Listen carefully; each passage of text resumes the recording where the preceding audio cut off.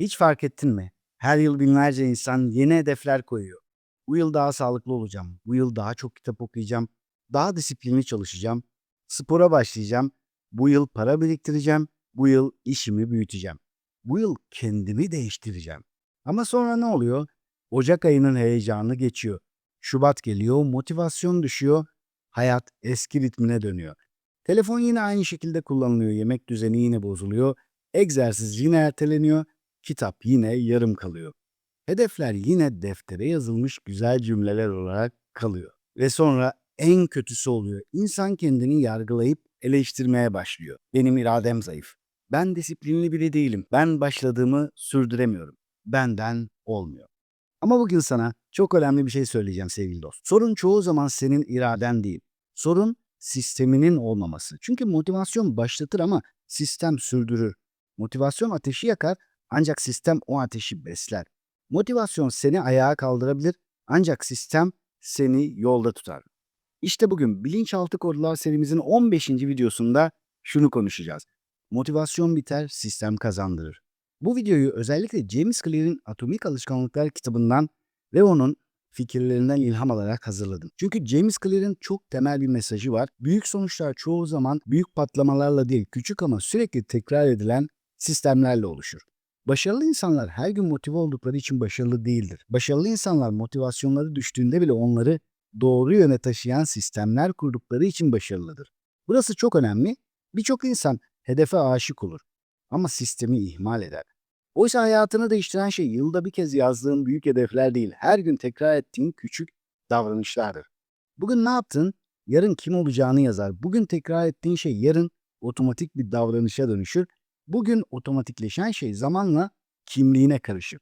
Ve kimliğine karışan şey kaderinin yönünü belirlemeye başlar. Ben bunu kendi hayatımda çok kez gördüm ama özellikle de kendi kitabımı yazarken şunu fark etmiştim. 1,5 yıl boyunca kitap bir türlü bitmedi. Oysa ben çoktan biteceğini düşünüyordum. Her şey aklımda netti. Ne yazacağım, ne anlatacağım. Fakat bir türlü bitmemişti. Neden? Aynen bugün anlatacağım sebeplerden. Mükemmellik bekliyordum. Bir bölümü bir oturuşta mutlaka bitirmek istiyordum. Büyük hedefler koyuyordum. Motive olmadığım günlerde yazmıyordum. Sonra bir gün kendime şunu söyledim. Ben insanlara eğitimlerimde küçük adımları anlatıyorum. Kendim neden yapmıyorum? Ve her gün sadece 3 sayfa yazma hedefi koydum kendime. Baştan bana çok basit geldi ve hesap çok netti. Günde 3 sayfa, ayda 90 sayfa eder. Bu da maksimum 5 ayda kitabın biteceği demek oluyor. Kaldı ki gerçekten 4,5 ay içinde kitabı bitirdim. Hem de baştan, sıfırdan alıp yazmama rağmen. İşte o gün şunu bir kez daha anladım. Bazen bizi hedefe götüren şey büyük bir motivasyon değil, küçük ama uygulanabilir sistem. Çünkü bilinçaltı büyük sözlere değil, tekrar eden kanıtlara inanır. O yüzden bu videoda alışkanlıkları sadece davranış olarak değil, bizi programlayan kodlar olarak konuşacağız. Bir dost, başarı motivasyonun yüksek olduğu günlerde değil, sistemin seni taşıdığı günlerde inşa edilir. Bu videoda neden hedef koymanın tek başına yetmediğini, bilinçaltının alışkanlıklarla nasıl programlandığını ve küçük sistemlerin uzun vadede hayatını nasıl değiştirdiğini konuşacağız. 10 bölümde inceleyeceğiz ve muhteşem stratejiler aktaracağım. Hazırsan hadi gel başlayalım. 1. Hedefler yön verir, sistemler taşır. Birinci kod bu. Yani sisteme odaklanmak. Bu ayrımı anlamadan kalıcı başarıyı anlamak çok zor. Çünkü çoğu insan hedef koymayı dönüşüm zannediyor. 10 kilo vereceğim, yeni bir iş kuracağım, her gün spor yapacağım, yılda 30 kitap okuyacağım, daha özgüvenli olacağım. Bunların hepsi çok güzel hedefler. Ancak tek başına yeterli değil.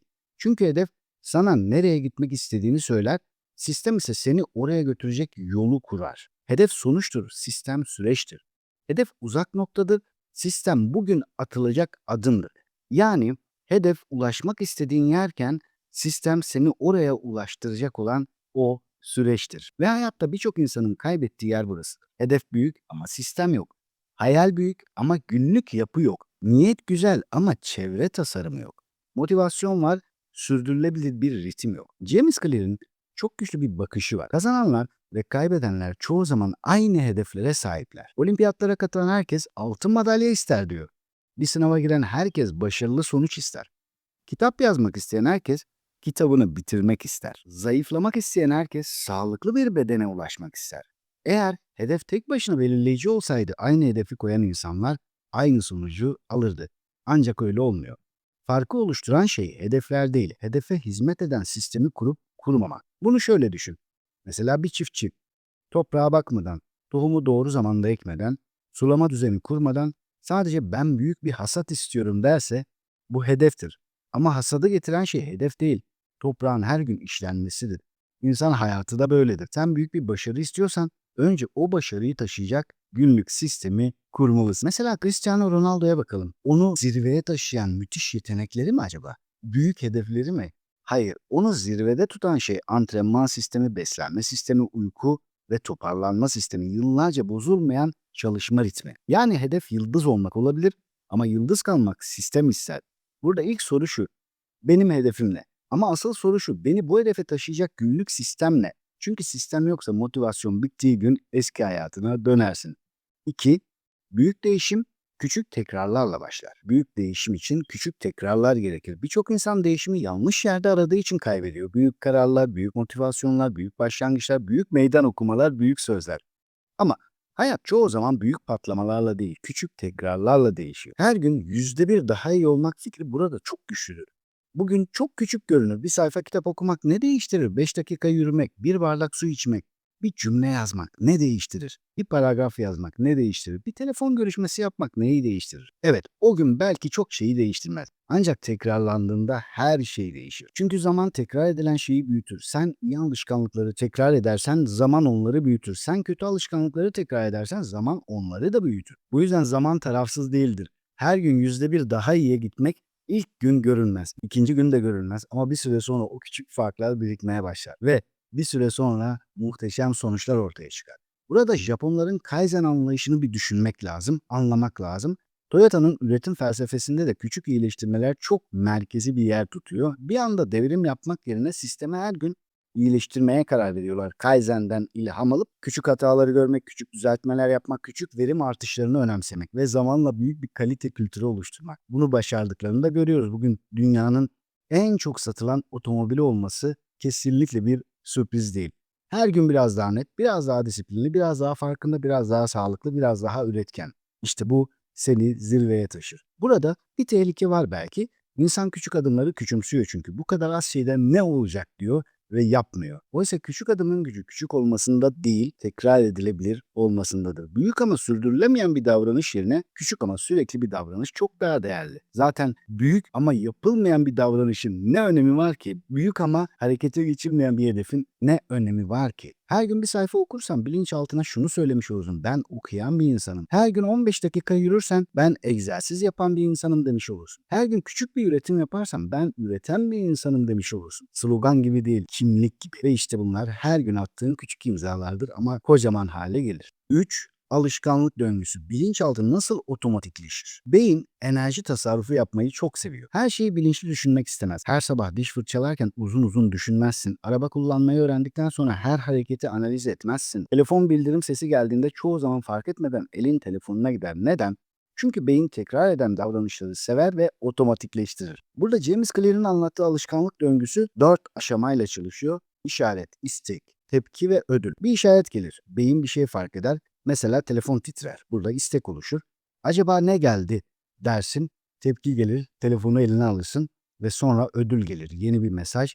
Merakın giderilmesi, küçük bir dopamin. Ve beyin şunu öğrenir. Bu davranış tekrarlanmaya değer. Niye? Sonunda dopamin var. Sonra bu döngü tekrar eder, tekrar eder, tekrar eder, alışkanlık haline gelir. Ve iyi alışkanlıklar da böyle oluşur. Kötü alışkanlıklar da böyle oluşur. Mesela Michael Phelps'i düşünelim. Olimpiyatlarda sadece havuza atlayan bir yüzücü değildi. Yarış öncesi, yarış anı, ısınma, nefes, kulvar, ritim her şeyi defalarca zihninde ve bedeninde otomatik hale getirmişti. Hatta meşhur hikayede bir yarışta gözlüğüne su dolmasına rağmen paniklemedi. Çünkü sistem o kadar güçlüydü ki neredeyse kaç kulaçta nerede olduğunu biliyordu. İşte alışkanlık budur. Ortalama bir sporcuyu dünyanın en çok madalya kazanan sporcusuna dönüştürebilir. Bilinçli çabanın tekrar sayesinde otomatik ustalığa dönüşmesine alışkanlık deriz. Bu yüzden bir davranışı değiştirmek istiyorsan sadece iradene yüklenme. Döngüyü değiştir, işareti değiştir, isteği değiştir, tepkiyi kolaylaştır, ödülü görünür kıl. Daha çok kitap okumak istiyorsan kitabı dolabın içinde değil, yastığının altında ya da çalışma masanda tut. Spor yapmak istiyorsan kıyafetlerin dolapta olmasın, görebileceğin bir yerde olsun. Sağlıklı beslenmek için mutfağında, dolabında sağlıklı yiyecekler en önlerde olsun. Görünür olsun. Çünkü çevren seni ya eski kimliğine çeker ya da yeni kimliğini kolaylaştırır. Çevre görünmez bir yer çekimi gibidir. Neyi kolaylaştırıyorsa sen zamanla ona doğru akarsın. Bu yüzden disiplinli insanlar sadece güçlü iradeye sahip değil, iyi çevreye sahiplerdir. 4. Başlamayı kolaylaştır. 2 dakika kuralı. Dördüncü kodumuz da çok ama çok önemli. Çoğu insanın sorunu devam etmekten önce başlamak oluyor. Kitap okumak zor gelmez, başlamak zor gelir. Spor yapmak zor gelmez, başlamak zor gelir. Yazmak zor gelmez. Boş sayfanın karşısına oturmak zor gelir. Telefon görüşmesi yapmak zor gelmez, ilk aramayı başlatmak zor gelir. Yani birçok alışkanlığın en zor kısmı davranışın kendi değil, başlangıç eşiğidir. İşte James Clear burada 2 dakika kuralını devreye sokun diyor. Yeni bir alışkanlığı 2 dakikadan kısa sürecek kadar küçültün diyor. Yılda 30 kitap okumak değil, her gece bir sayfa okumak, haftada 5 gün spor yapmak değil, spor ayakkabını giymek ve adım atmak. 1 saat meditasyon değil, 60 saniye nefesine odaklanmak. Kitap yazmak değil, 3 sayfa yazmak. Büyük bir projeyi bitirmek değil, dosyayı açmak. Bu sana çok küçük gelebilir ama mesele küçüklük değil. Mesele kimlik eşiğini geçmek. Bak, benim kitap örneğim tam olarak buydu. Kitabı bitireceğim hedefi çok büyüktü ama büyük hedef beni her gün masaya oturtmuyordu. Her gün 3 sayfa yazacağım ise beni bir sisteme taşıdı. Üstelik sadece kitabı bitirmedi, bana şu kimliği de güçlendirdi. Ben yazan bir insanım, ben bir yazarım. Burada ünlü yazar Haruki Murakami çok güzel bir örnek yine. Yazarlığı sadece ilhamla değil, ritimle sürdüren biri. Sabah kalkmak, yazmak, koşmak, tekrar etmek. Onun üretkenliğinin arkasında romantik bir ilhamdan çok yıllara yayılan bir sistem var. Çünkü büyük üretimler çoğu zaman ilhamın değil, ritmin sonucu. Küçük başlamak, küçük kalmak değildir. Küçük başlamak sürekliliği mümkün kılmak. Büyük başlayıp bırakmak, küçük başlayıp sürdürmekten daha zayıftır. Bu yüzden kendine şunu sor. Ben hangi alışkanlığı 2 dakikalık bir başlangıca indirebilirim? Sevgili dost, bu arada tam da burada küçük bir parantez açacağım. Benim 21 günde zihnini formatla challenge eğitimimin temeli de aslında tam olarak bu. Biz orada insanlara sadece büyük hedefler koydurmuyoruz. Her sabah 5.30'da güne birlikte başlıyoruz. Düşüncelerimizi, kelimelerimizi, davranışlarımızı yeniden düzenliyoruz. Çünkü bilinçaltı dönüşümde en kritik şeylerden biri şu. Yeni kimliğine hemen küçük bir kanıt üretmek. Bazen bir cümleyi değiştirmek, bazen sabah yapılan kısa bir uygulama, bazen gün içinde verilen minicik bir ödev, bazen de bugün eski benliğime değil yeni benliğime oy vereceğim diyebileceğin çok küçük ama gerçek bir adım. İşte 1 Haziran'da 9. dönem 21 günde zihnini formatlı eğitimin kayıtlarını yeniden açtık. Eğer sen de bu anlattıklarımı sadece dinlemek değil, 21 gün boyunca sabah sabah uygulamak ve kendi hayatında küçük kanıtlarla yeni bir sistem kurmak istersen açıklamaya bırakacağım bağlantıya tıkla, bilgi al, daha önce katılanların yorumlarını oku ve istersen benimle beraber bu yolculuğa çık. Sabah 5.30 kulübünde buluşup hayatımızı çok daha iyi noktalara taşıyalım. 5. Her eylem kimliğine verilen bir oydur. Bu alışkanlıklar konusunda belki de en güçlü fikirdir. Çünkü birçok insan davranışlarını sadece sonuç almak için yapar. Kilo vermek için spor yapıyorum, para kazanmak için çalışıyorum, sınavı geçmek için ders çalışıyorum, kitabı bitirmek için okuyorum. Ama daha derin düzeyde her davranış bir kimlik inşa eder. Bir sayfa yazmak seni hemen yazar yapmaz ama yazar kimliğine bir oy verir. Bir şınav çekmek seni sporcu yapmaz ama sporcu kimliğine oy verir. Bir satış görüşmesi yapmak seni büyük bir lider yapmaz ama lider kimliğine oy verir. Bir sabah erken kalkmak seni disiplinli biri yapmaz ama disiplinli insan kimliğine bir oy verir. Ve zamanla oylar birikir, sonra insan kendine başka türlü bakmaya başlar. Ben yazmaya çalışan biri değilim, ben yazarım. Ben spora başlamaya çalışan biri değilim.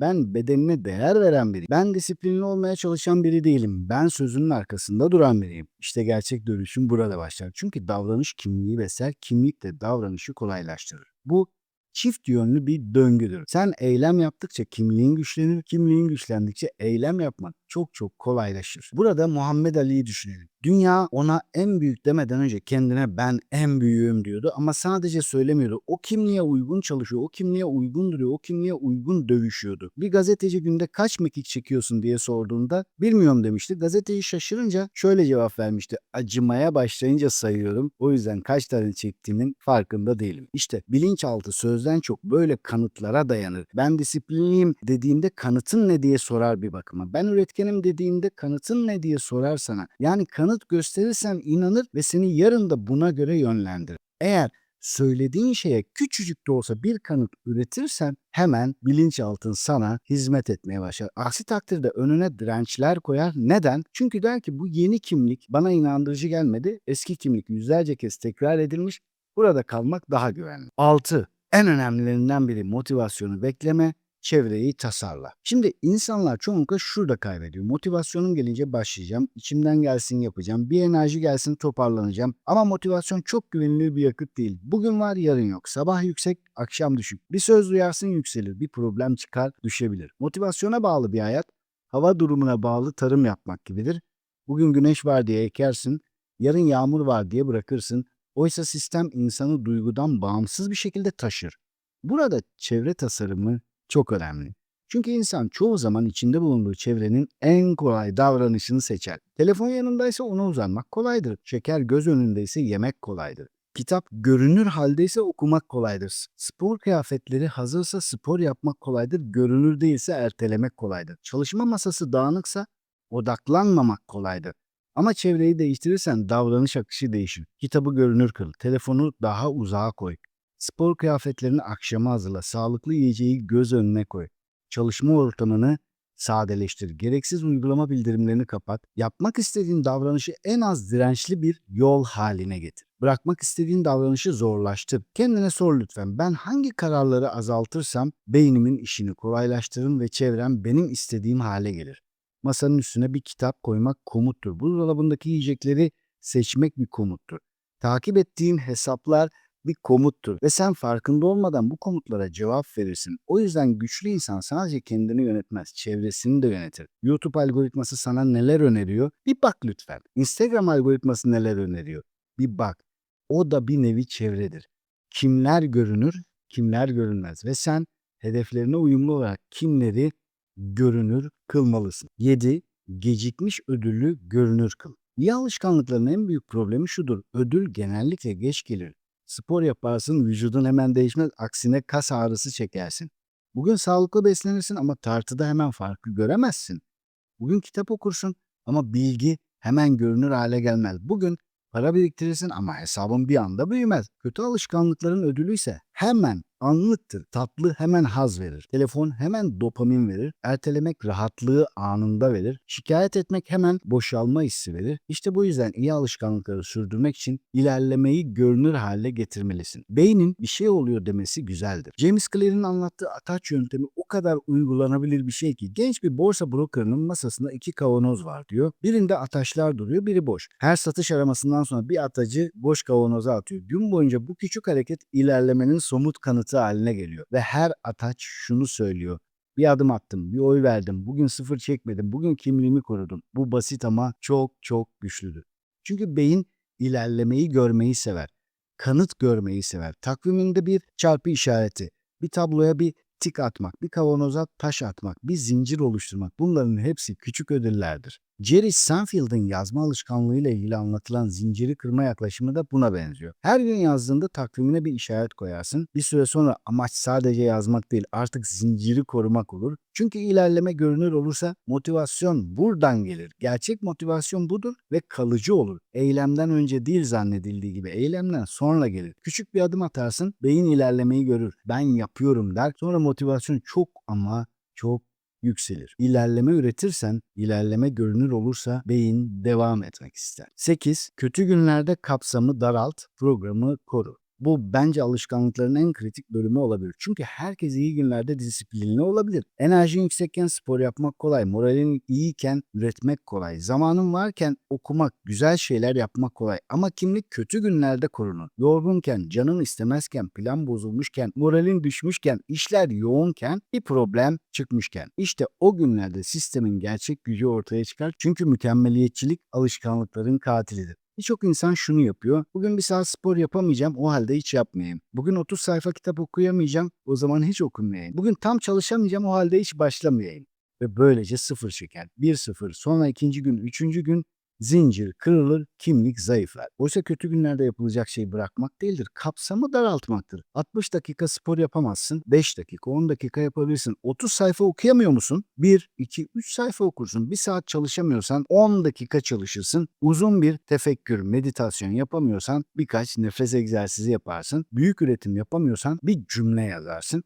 Ama sıfır çekmezsin çünkü mesele o günkü performans değil. Mesele kimliği korumaktır. Burada Roger Federer örneği çok güçlü bence. Kariyeri boyunca her puanı kazanmadı. Zaten hiçbir büyük sporcu her puanı kazanamaz. Ama büyük sporcular bir puanı kaybettikten sonra oyundan kopmaz. Bir sonraki puana döner. Hayatta da böyledir. Bir öğün bozuldu diye bütün hafta bozulmak zorunda değil ki. Bir gün aksadı diye kimliğin çökmek zorunda değil. Bir hata yaptın diye ben zaten böyleyim demek zorunda değilsin. Kötü günlerde amaç rekor kırmak değildir. Kötü günlerde amaç zinciri korumaktır. Çünkü zincir korunursa ertesi gün sistem devam eder. Bu yüzden başarı her gün mükemmel olmak değil, başarı dağıldığında hızlı toparlanabilmektir. Kapsamı daralt ama programa sadık kal. 9. Kararlarını doğru sınıflandır. Şapka, saç kesimi, dövme şeklinde anlatacağım. Her karara aynı ağırlığı verme. Çünkü birçok insanın ilerleyememesinin sebeplerinden biri karar felcidir. Küçük kararları büyütür, basit adımları abartır. Denemesi kolay şeyleri bile hayatın en büyük kararı gibi düşünür. Sonra harekete geçemez. James Clear'in çok güzel bir çerçevesi var. Şapkalar, saç kesimleri, dövmeler. Şapkalar geri dönüşü kolay kararlardır. Beğenmezsen çıkarıverirsin. Saç kesimleri bir süre etkisi kalan ama düzeltilebilir kararlardır. Dövmeler kalıcı kararlardır. Burada dikkatli olmak gerekiyor. Sorun şu, çoğu insan şapka kararlarına dövme muamelesi yapıyor. Şu uygulamayı denesem mi? Şu alışkanlığa başlasam mı? Bu kitaba başlasam mı? Sabah mı yürüyeyim, akşam mı? Deftere mi yazayım, telefona mı? Bunların çoğu şapka kararıdır. Dene ve olmadı değiştir gitsin. Ama insan bunları büyütür. Büyüttükçe erteler, erteledikçe veri almaz, veri almadıkça gelişemez. Bugün başarılı girişimcilere baktığımızda çok net bir şey görmek mümkün. Bazı kararları geri döndürülebilir kapılar gibi, bazılarının ise geri dönüşü zor kapılar gibi düşünürler. Yani her kararı aynı ağırlıkta değildir. Bu çok değerli bir bakıştır. Çünkü eylem veri üretir. Veri sistemi geliştirir, sistem sonuç üretir. Bugün ertelediğin şey gerçekten dövme mi yoksa sadece bir şapka mı? Eğer şapkaysa dene gitsin. Çünkü büyük değişim bazen kusursuz planlardan değil, küçük denemelerden doğar. Sevgili dost, geldik son bölüme ve son soruya. Bu alışkanlıklar 10 yıl devam ederse nerede olursun? Yani aslında kendimize şunu sormalıyız. Bugünkü alışkanlıklarım 10 yıl boyunca aynı kalırsa 10 yıl sonra ben nerede olurum? Bu soru insanı uyandırabilir. Çünkü gerçekten odaklandığında alışkanlıklar küçük göründüğü için tehlikelidir. Bugün biraz ertelemek küçük görünür. Bugün biraz yemek küçük görünür. Bugün biraz telefona bakmak küçük görünür. Bugün okumamak, bugün spor yapmamak, bugün kendi işini kurmak için ilk adımı atmamak ya da bugün seni heyecanlandıran aslında çok istediğin şeyi yapmamak küçük görülür. Ancak bir süre sonra bunlar alışkanlık ve kimlik haline gelir. Lütfen bugün hayatından memnun değilsen ortalama bir gününü düşün ve de ki benim ortalama bir günümü oluşturan alışkanlıklarım 10 yıl daha devam edecek olursam beni nereye götürür? Şu an mesela 30 yaşındasın. 40 yaşına geldiğinde halen böyle yaşıyorsan acaba bu seni üzer mi? Gerçekten odaklan. Kapat gözlerini bir düşün. Böyle bir hayat 10 yıl sonra halen aynı yerdeysem acaba beni çok üzer mi? Ya da ne hissederim? Gerçekten halen aynı döngüdeysem, hayatımda hiçbir şeyi iyileştirememişsem, böyle bir durumda bugünkü seçimlerim için keşke mi diyeceğim, iyi ki mi diyeceğim? Üzülecek miyim yoksa kendimle gurur mu duyacağım? Şikayet mi edeceğim yoksa şükreden biri mi olacağım? İşte burası çok ama çok önemli. Eğer buraya kadar izlediysen ve henüz abone değilsen belki abone olmayı düşünebilirsin. Buraya kadar izledin ama henüz beğen tuşuna basmadıysan belki ona basmayı da düşünebilirsin. Bunları hatırlatmamın sebebi şu. Bazen ben de bir videoyu beğeniyorum ancak beğen tuşuna basmayı unutuyorum. İzliyorum, abone olmayı unutuyorum. Sonra kanalı arayıp duruyorum. Bu sebeple hatırlattım ve unutma bu kanal sadece senin gelişimin için var. Sadece faydalı içerikler var. Yeni videolarda görüşene kadar kendine çok iyi bak. Sevgiler, selamlar.